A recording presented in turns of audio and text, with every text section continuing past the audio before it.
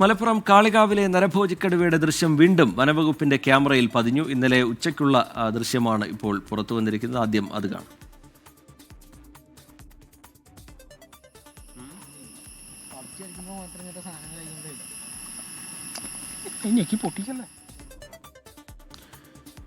Vipin C Vijayan വിവരങ്ങളുമായി ചേരുന്നുണ്ട്. വിപിൻ, ഈ ദൗത്യം പുരോഗമിക്കുന്നതിനിടെ ഇന്ന് 10ാം ദിവസമാണെന്നാണ് ഞാൻ മനസ്സിലാക്കുന്നത്. വീണ്ടും കടുവയുടെ ദൃശ്യങ്ങൾ ക്യാമറയിൽ പതിഞ്ഞിട്ടുണ്ട്.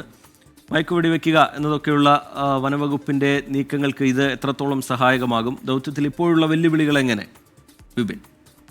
രജിത്ത് പറഞ്ഞതുപോലെ ഇന്ന് 10ാമത്തെ ദിവസമാണ് ഈ കടുവ കാണാമറത്തായിട്ട്. അതിനെ പിടികൂടാൻ ഇതുവരെയും കഴിഞ്ഞിട്ടില്ല. അപ്പോൾ ഏറ്റവും നിർണായകമായി ഇന്നിപ്പോൾ വീണ്ടും ക്യാമറ പരിശോധിച്ചപ്പോൾ അതിൽ കടുവയുടെ ദൃശ്യം പതിഞ്ഞിരിക്കുന്നു. അതായത് കരുവാരുകുണ്ട് റബ്ബർ എസ്റ്റേറ്റ് മേഖല വിട്ട് കടുവ പോയിട്ടില്ല എന്നുള്ളത് വ്യക്തമാക്കുന്നതാണ് ഇന്നിപ്പോൾ ലഭിക്കുന്ന വിവരം. കേരള എസ്റ്റേറ്റിലെ C1 ഡിവിഷനിലെ ക്യാമറയിലാണ് കടുവയുടെ ദൃശ്യം പതിഞ്ഞിരിക്കുന്നത്. ഇന്നലെ ഉച്ചയ്ക്ക് ഉള്ളതാണ് ഈ ദൃശ്യങ്ങൾ ഉള്ളത്. ഈ C1 എസ്റ്റേറ്റിൽ കൂട് മാറ്റി സ്ഥാപിക്കാനൊക്കെയുള്ള നടപടികൾ ഇന്ന് രാവിലെ ഇതോടനുബന്ധിച്ച് വനംവകുപ്പ് ആരംഭിച്ചിരുന്നു. ഈ സമയത്താണ് കുണ്ടോട ആനത്തനം എസ്റ്റേറ്റിലെ തൊഴിലാളികൾ ഈ കടുവയെ കണ്ടതായി അവിടെ നിന്നും വിവരം വരുന്നത്. ആനത്താനം എസ്റ്റേറ്റിലെ തൊഴിലാളികളാണ് കണ്ടിരിക്കുന്നത്. ഇതോടുകൂടി ഡോക്ടർമാർ ഉൾപ്പെടുന്ന RRT സംഘം, അതായത് മയക്കുവെടി വയ്ക്കാനുള്ള ഡോക്ടർമാർ ഉൾപ്പെടുന്ന RRT സംഘം ഈ സ്ഥലത്തേക്ക് പുറപ്പെട്ടിട്ടുണ്ട്. ഈ എസ്റ്റേറ്റിന്റെ പല ഭാഗങ്ങളിൽ ഏകദേശം ആയിരക്കണക്കിന് ഏക്കർ ഉള്ള ഒരു എസ്റ്റേറ്റുകളാണ് ആ പ്രദേശത്ത് മുഴുവൻ ഉള്ളത്. അതുകൊണ്ട് തന്നെ അതിന്റെ പല മേഖലകളിലായി ഈ കടുവ നടക്കുകയാണ് എന്നുള്ളതാണ് മനസ്സിലാക്കാൻ കഴിയുന്നത്. കഴിഞ്ഞ ദിവസങ്ങളിലൊക്കെ ഈ പ്രദേശങ്ങളിൽ അതൊരു പല ഭാഗങ്ങളിലും ജനവാസ മേഖല കൂടിയാണ്. ഈ പ്രദേശത്തിലൂടെയൊക്കെ കടുവയെ പലതവണ കണ്ടവരുണ്ട്. പക്ഷേ അത് സ്പോട്ട് ചെയ്യാൻ, അതിനെ പിടികൂടാൻ കഴിയുന്നില്ല എന്നുള്ളതാണ് നിലവിലെ ഒരു വെല്ലുവിളി. ഒപ്പം തന്നെ നല്ല രീതിയിലുള്ള മഴയാണ് ഈ പ്രദേശത്ത് പെയ്യുന്നത്.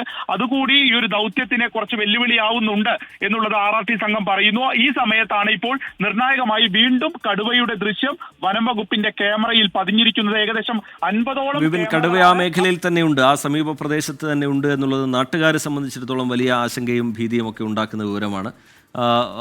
എന്താണ് അവർ പ്രതികരിക്കുന്നത്? ദൗത്യം ഇങ്ങനെ നീണ്ടുപോകുന്നു, അത് മയക്കുവെടി വെക്കാനോ എന്തെങ്കിലും ഒരു കാര്യമായ പുരോഗതിയോ ആ ദൗത്യത്തിൽ ഇതുവരെ ഉണ്ടായിട്ടില്ല. വലിയ രീതിയിലുള്ള പ്രതിഷേധമൊക്കെ മുമ്പ് നാട്ടുകാരുടെ ഭാഗത്ത് നിന്ന് നമ്മൾ കണ്ടിരുന്നു. ഇപ്പോൾ അവർ എത്രത്തോളം പ്രതീക്ഷ ദൗത്യസംഘത്തിൽ വെച്ച് പുലർത്തുന്നുണ്ട്, വിപിൻ സി വിജയൻ? വലിയ ഒരു പ്രതിഷേധത്തിൽ തന്നെയാണ് നാട്ടുകാരുള്ളത്. കാരണം ഇതിനെ പിടികൂടില്ല എന്നുള്ളത് കൊണ്ട് തന്നെ അവിടുത്തെ ഒരു സാമൂഹ്യ ജീവിതത്തെ കൂടി വലിയ രീതിയിൽ ബാധിക്കുകയാണ്. കാരണം മിക്കവരും അവിടെ തോട്ടം തൊഴിലാളികളാണ്. അവർക്കൊന്നും തന്നെ തോട്ടത്തിൽ പോകാനോ ഈ റബ്ബർ ടാപ്പിങ്ങിനോ ഒന്നിനും കഴിയാത്ത സ്ഥിതിയാണ്. പൂർണ്ണമായും അവിടെയൊക്കെ വനംവകുപ്പിന്റെ ജാഗ്രതാ നിർദ്ദേശം ഇതിനോടകം തന്നെ പുറപ്പെടുവിച്ചു. അതുകൊണ്ട് തന്നെ രാവിലെയും വൈകിട്ടും ഒറ്റയ്ക്ക് ആ വഴി നടക്കരുത് എന്നതടക്കമുള്ള നിർദ്ദേശങ്ങൾ വനംവകുപ്പിന്റേതായിട്ടുണ്ട്. ഇത് പുറത്തേക്ക് ഇറങ്ങാൻ പോലും ഭയക്കുന്ന സാഹചര്യത്തിൽ പിന്നെ തൊഴിലിന് പോകുന്നത് ചിന്തിക്കാൻ പോലും കഴിയാത്തൊരവസ്ഥ. അപ്പോൾ എന്ത് ചെയ്യുമെന്നൊരു ചോദ്യത്തിന് ഈ 10ാം നാളിലും ഉത്തരമില്ല എന്നുള്ളതാണ് അവർ നേരിടുന്ന ഏറ്റവും വലിയ ഒരു പ്രതിസന്ധിയായിട്ട് നിൽക്കുന്നത്. ഒപ്പം തന്നെ ഇപ്പോൾ കരുവാരുകുണ്ട് പഞ്ചായത്തിന്റെയൊക്കെ നേതൃത്വത്തിൽ അവിടുത്തെ അടിക്കാടുകൾ ഉൾപ്പെടെ വെട്ടുന്നതിന് അവരും സന്നദ്ധരായി ഈ ഒരു ദൗത്യത്തിനോടൊപ്പം ഇറങ്ങുന്നു എന്നുള്ളത് കൂടിയുണ്ട്. അപ്പോൾ എത്രയും വേഗം ഇതിനെ പിടികൂടുക എന്നുള്ളതാണ്. പല ഭാഗങ്ങളിലായി കടുവയെ കാണുന്നു. ഇത് ഈ നാട് വിട്ടു പോകുന്നില്ല എന്നുള്ളത് ഉറപ്പിക്കുന്ന ദൃശ്യങ്ങൾ ലഭിക്കുന്നു. പക്ഷേ അതിന് കൃത്യമായി അത് എവിടെയെന്നോ അല്ലെങ്കിൽ അതിനെ കൂട്ടിലേക്ക് അത് കയറുന്നില്ല. ഒപ്പം മയക്കുവെടി വെക്കാനും സാധിക്കുന്നില്ല എന്നുള്ളത് വെല്ലുവിളി നിലനിൽക്കുകയാണ്. റിജിത്ത്. ശരി, വിപിൻ സി വിജയൻ മലപ്പുറത്ത് നിന്ന് വിശദാംശങ്ങൾ പങ്കുവയ്ക്കുകയായിരുന്നു.